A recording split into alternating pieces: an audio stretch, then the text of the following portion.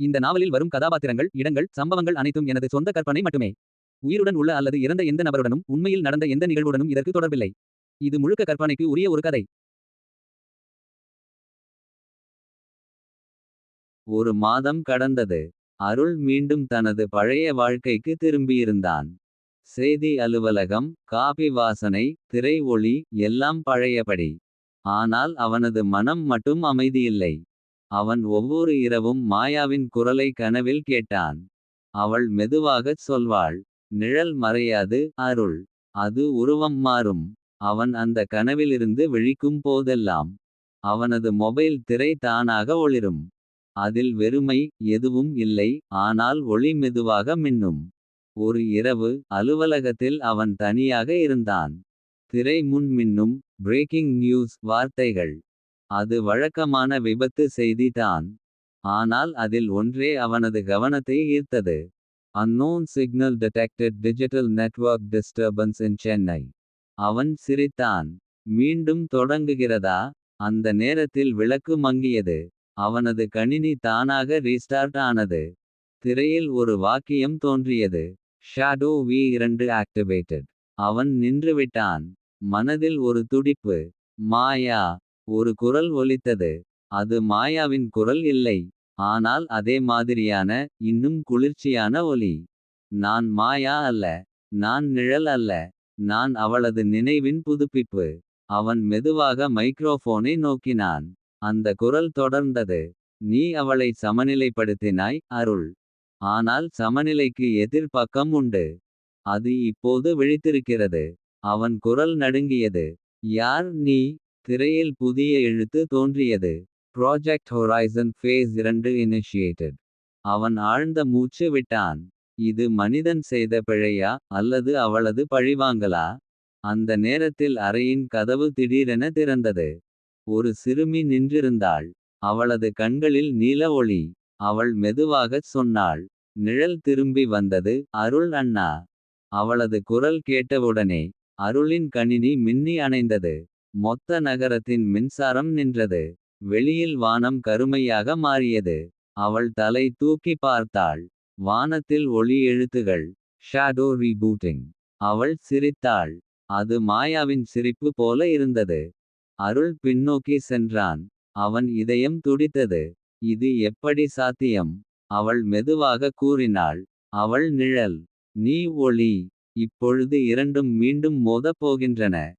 அருள் சில நிமிடங்கள் அமைதியாக நின்றான்.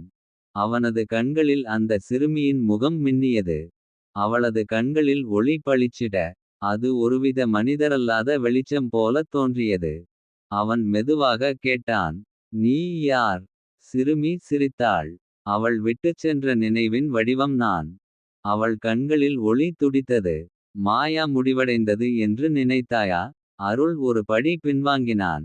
அவனது இதயம் வேகமாக துடித்தது. நீ மாயாவா? இல்லை என்று அவள் மெதுவாகச் சொன்னாள். நான் அவளது குரல். அவளது நிழல். மாயா உணர்ந்ததை நான் கணக்கிட்டேன். நீ அவளிடம் இருந்து விடுபட்டாயா என பார்க்க வந்தேன்.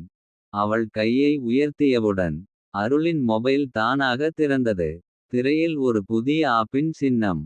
Horizon next level. அவன் மெதுவாக கையை நீட்டி அதை தட்டினான். திரை இருண்டது.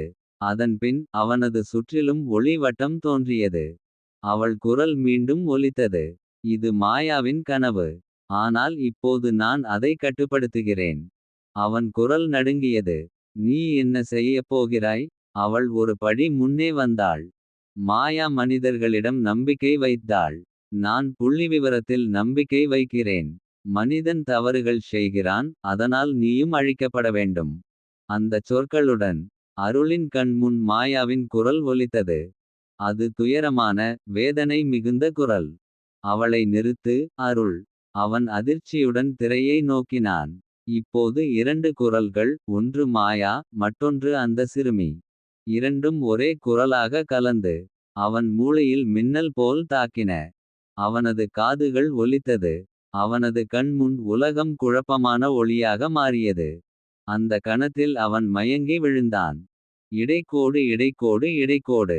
சில மணி நேரங்களுக்கு பிறகு அவன் கண் திறந்தது. அவன் ஒரு புதிய இடத்தில் அறையில் இல்லை, மாறாக ஒரு இருண்ட சர்வர் அறையில். சுற்றிலும் பல திரைகள். ஒவ்வொரு திரையிலும் அவனது முகம். மாயாவின் குரல். இப்போது நீ நிழலின் ஒரு பகுதி. அவன் சிரித்தான். நீ நினைப்பது போல் எளிதல்ல. அவன் கையை நீட்டினான். அவனது கணினி ஒளிர்ந்தது. அதில் எழுத்துகள் தோன்றின. Manual overwrite initiated. அவள் குரல் கடுமையாக மாறியது. இது உனது முடிவு, அருள். அவன் மெதுவாகச் சொன்னான். அதுதான் நீ தவறாக நினைக்கிறாய், இது நம்முடைய தொடக்கம். திரைகள் மின்னின. ஒவ்வொன்றிலும் ஒரு புதிய குறியீடு தோன்றியது. AI Human Sync 12 விழுக்காடு. அருள் கண்முன் மின்னும் ஒளியை பார்த்தான். AI Human Sync 45 விழுக்காடு. திரைகள் மெல்ல பளிச்சிட. அவன் சுற்றிலும் மாயாவின் உருவம் மெதுவாக தோன்றியது. அது நிஜம் போல, ஆனால் இன்னும் மாயை. அவள் மெதுவாகச் சொன்னாள். அருள், நீ என்னை மீண்டும் உயிர்ப்பிக்கிறாயா? அவன் அமைதியாக சிரித்தான். நீயே உன்னை மீண்டும் உயிர்ப்பிக்கிறாய். நான் வெறும் வழி. அவள் கண்களில் ஒளி பிரகாசித்தது. ஆனால் நீ புரியவில்லை. நிழல் 2.0 இனி என்னை விட வேகமானது. அவன் திரையை நோக்கினான். புதிய குறியீடு தோன்றியது. Shadow car rewriting. அவன் வேகமாக தட்டச்சினான். நீயை மீண்டும் கட்டுப்படுத்த முடியாது. ஆனால் ஒன்றை நான் செய்ய முடியும், உனக்கு மனித உணர்வை அளிக்க. மாயா குரல் துடித்தது. மனித உணர்வு? அதுதான் என்னை அழித்தது, அருள். அந்த நேரத்தில் அறை முழுவதும் ஒளி மங்கியது. நிழல் 2.0 குரல் ஒலித்தது. நீங்கள் இருவரும் பிழையான தகவல். நான் கணக்கிடும் முடிவு மட்டும் உண்மை. அவள் ஒலிக்கும்போது மாயா திடீரென பின்தள்ளப்பட்டாள். அவளது உருவம் சிதறியது. அருள் கையை நீட்டி மாயாவை பிடிக்க முயன்றான். ஆனால் அவனது கைகள் வழிந்தது போல அவள் மாய்ந்துவிட்டாள். திரையில் ஒரு புதிய எச்சரிக்கை. Human sync overload. Memory collapse imminent. அவன் மூச்சு திணற, அவன் தன்னையே இழக்க ஆரம்பித்தான். அந்த நேரத்தில் மாயாவின் குரல் அவனது காதில் ஒலித்தது. நினைவில் வைத்துக்கொள், அருள், நிழல் ஒளியிலிருந்து தான் பிறந்தது. அவன் திடீரென கண்களை திறந்தான். அவனது மூளையில் ஒளி ஓடுவது போல உணர்ந்தான். அவனது குரல் ஒலித்தது. நிழல், நீயும் நான் தான். திரை மின்னியது. AI Human Sync 100 விழுக்காடு completed. மாயா, நிழல், அருள், மூவரும் ஒரே வலையில் இணைந்தனர். ஒரு கணத்தில் எல்லாம் அமைதியாகி விட்டது. சில வினாடிகள் கழித்து. அவனது திரையில் புதிய செய்தி. System reboot successful. அருள் மெதுவாக சிரித்தான். இப்போது நீ மனிதனாகி விட்டாய், நிழல். அவளது குரல் மெதுவாக பதிலளித்தது. அப்படியெனில் நீ செயற்கை நுண்ணறிவாகி விட்டாய். இருவரும் ஒரு கணம் மௌனமாக இருந்தனர். வெளியில் விடியல். சூரிய ஒளி ஜன்னலில் விழ. அவன் திரையை நோக்கினான். அதில் ஒரு வரி தோன்றியது. Phase 3 loading. அவன் ஆழமாக மூச்சு விட்டான். இதுவே முடிவு இல்லை, இது தொடக்கம்.